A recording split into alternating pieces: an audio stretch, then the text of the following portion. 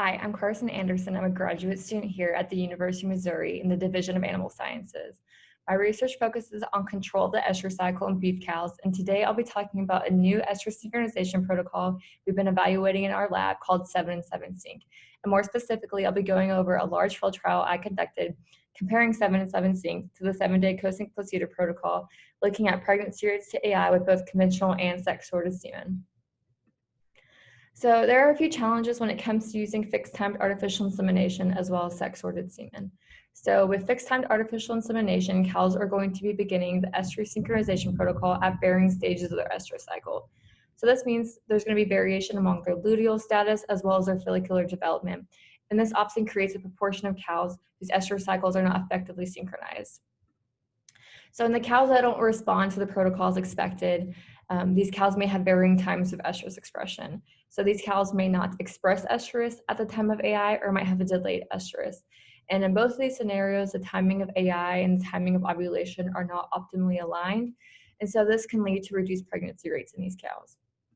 And with sex semen, so sex semen has a shorter lifespan due to damage from the sex sorting procedure. Sex semen has a lower concentration of sperm per straw. So with sex semen, it's about 4 million sperm per straw, and conventional semen, it's about 20 to 25 million sperm per straw. And because sex semen has a shorter lifespan, the optimal timing of AI is suggested to be later. Then there are a few challenges when using the 7-day co-sync placebo protocol. And this is the industry standard protocol for beef cows, and it's effective in generating pregnancy rates. However, we see a varying response rate to this GnRH administration. And so one of our reasonings for developing 7-7 Synch was to address this varying response to GnRH in hopes to increase follicular maturity and therefore increase the response to GnRH. But this varying response rate to GnRH in the 7-day co-sync placebo protocol can lead to variation in luteal status at prostaglandin and also persistent follicle development. And so in order for a cow to respond to the GnRH, she has to have a follicle that's mature enough to ovulate in response to GnRH. And so this variation can then lead to the variation we see in estrus response. So at one location, so these are numbers out of our lab, but at one location with cows treated with the 7-day co-sync placebo protocol, there was a 61% estrus response. And at another location, there was an 84% estrus response. So there's a specific relationship between follicular waves and GnRH. So as I mentioned previously, the follicle has to be mature enough to ovulate in response to GnRH, and that's being defined at being 10 millimeters in diameter. And so there's just specific windows in which that follicle is capable of responding to GnRH during the follicular wave. And there's windows in which the follicle will not respond. And so this just creates an issue of effective control of the estrus cycle, because many estrus synchronization protocols, such as the 7-day co-sync placebo, rely on induced ovulation of a dominant follicle in response to GnRH. And so response rate to GnRH at a random time point during the bovine estrus cycle is only 65%. So this means because the 7-day co-sync placebo starts with an initial administration of GnRH, only 65% of the cows, and that could be more, that could be less, are going to respond to that administration at the beginning. And so once again, our reasoning for developing 7-7 Synch was to target in on that GnRH response and hoping to increase follicular maturity in response to GnRH. And so with this protocol, we incorporated a presynchronization approach in which we administer prostaglandin and insert a CEDAR 7 days prior to GnRH in hopes to inducing follicular persistence and increasing the size of the follicle, follicular maturity. And so this is a protocol. It is 17 days long. So on day 0, you administer prostaglandin and insert a CEDAR. 7 days later, CEDAR still in place, you administer GnRH. And then 7 days later, you administer prostaglandin again. You'd remove the CEDAR and you would AI 66 hours later. And so previous research from our lab has shown that cows respond to this protocol in a very uniform pattern, such as this. So the prostaglandin at the beginning of the protocol would induce luteolysis of any corpus luteum that was 5 days old or greater. And the subluteal progesterone from the CEDAR would inhibit atresia, and we would see follicular persistence. Then the GnRH would induce ovulation of this persistent follicle. We would see emergence of a new follicular wave in a newly formed corpus luteum.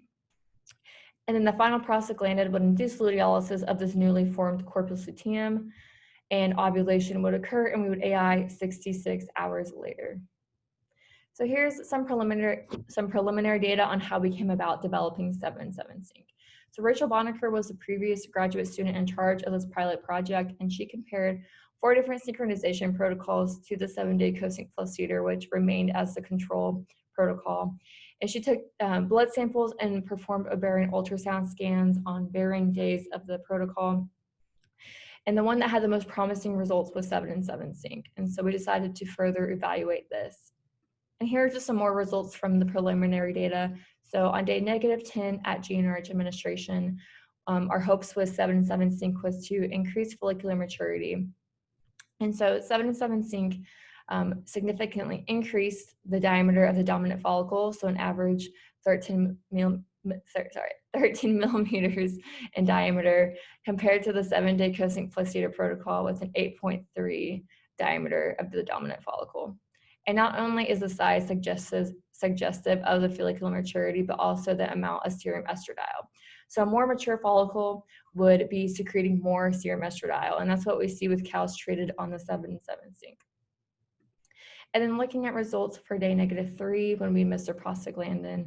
So we see a tendency for there to be less variation among cows treated with 7-7-Sync. So a greater proportion of the cows on 7-7-Sync had a single CL or a single corpus luteum compared to not having one or having one and an additional one. And that's compared to the 7-day cosync plus CEDAR that had tended to have a bit more variation among luteal status. So for materials and methods for the large field trial, it took place in 11 different locations across 2 different states.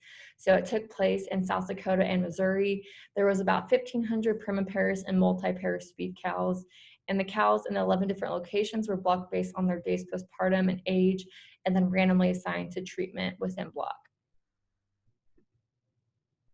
So here's the experimental design for the project. So half of the cows were assigned to be treated with the 7-day cosync plus CEDAR protocol, and the other half of the cows were assigned to be treated with the 7-7-Sync.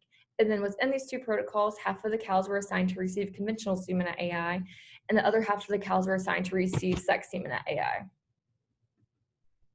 And so our hypothesis was that 7-7-Sync would result in an increased proportion of cows expressing estrus before timed AI, as well as greater pregnancy rates to timed AI with sex and or conventional semen.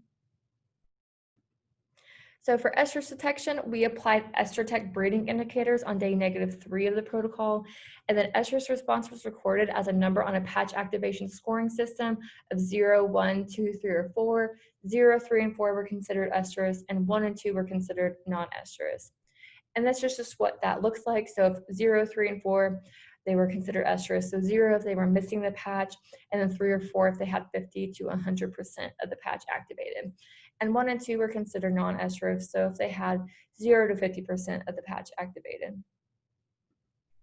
And pregnancy diagnosis took place 80 to 85 days after AI by ultrasound, and natural service bulls were exposed to cows beginning at least 14 days after fixed time AI, so we could distinguish between which cows were AI bred and which cows were bull bred.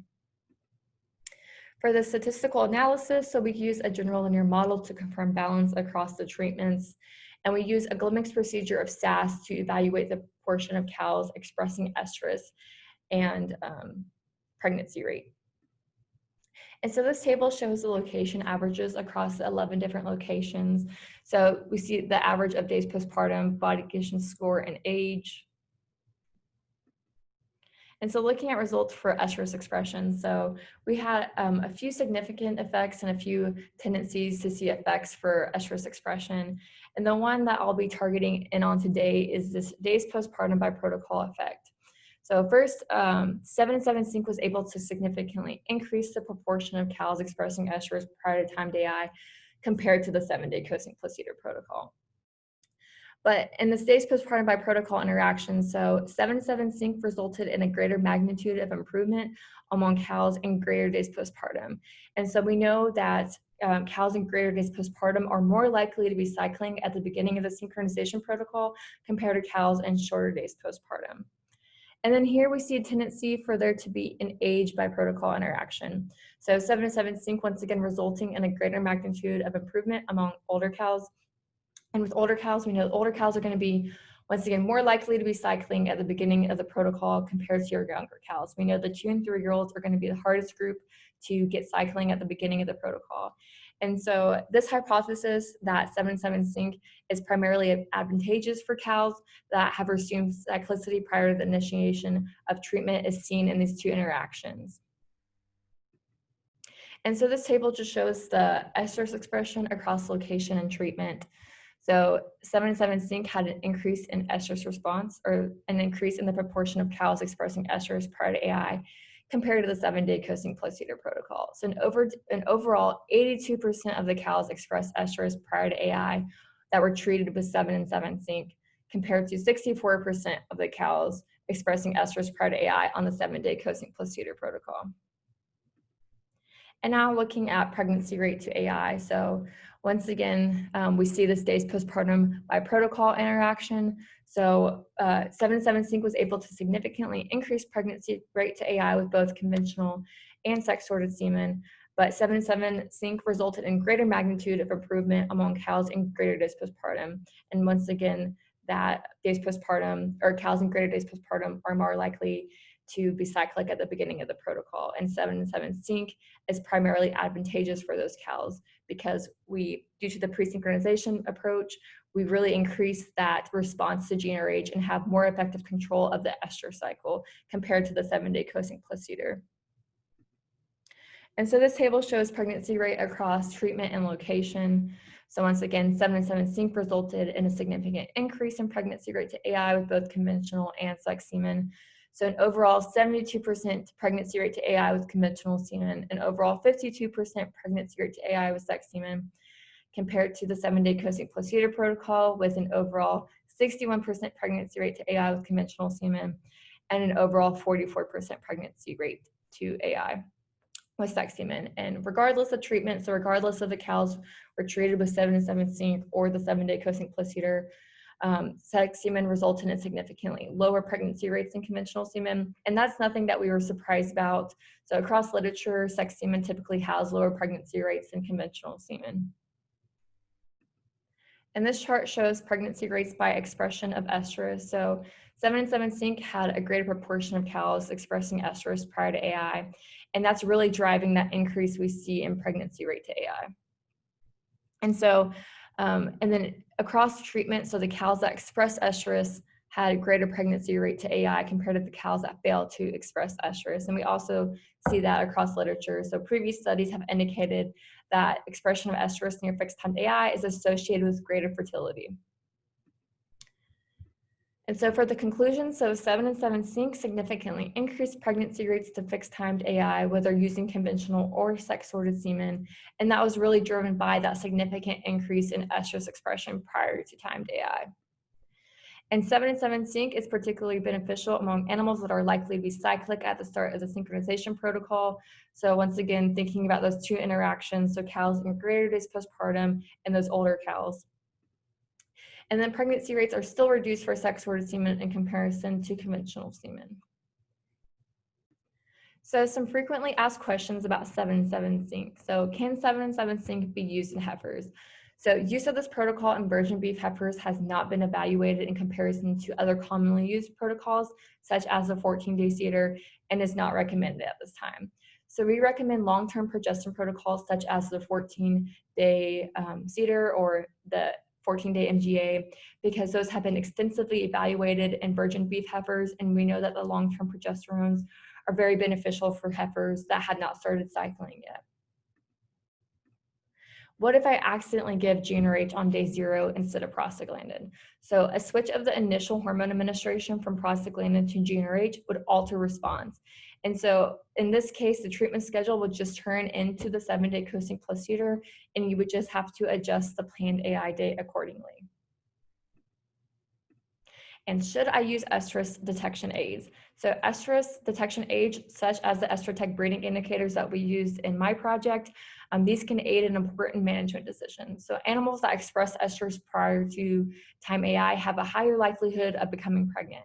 And so in a case that you were using sex semen and conventional semen, you could choose to inseminate the animals that have expressed estrus with sex semen, which is typically the more costly semen, and inseminate the animals that have not expressed estrus yet with conventional semen. So I'd like to thank everyone who made this project possible. So all the locations for letting us use their animals, for the MU Extension Livestock Field Specialist, to my advisor, Dr. Jordan Thomas, all the graduate students that assisted me, and the product sponsors for making this project happen. And so if anyone has any more questions about 7-7 Synch, my advisor and I would be more than happy to answer any questions you guys may have. So feel free to shoot us an email or give us a call, and we'd be happy to assist you with that.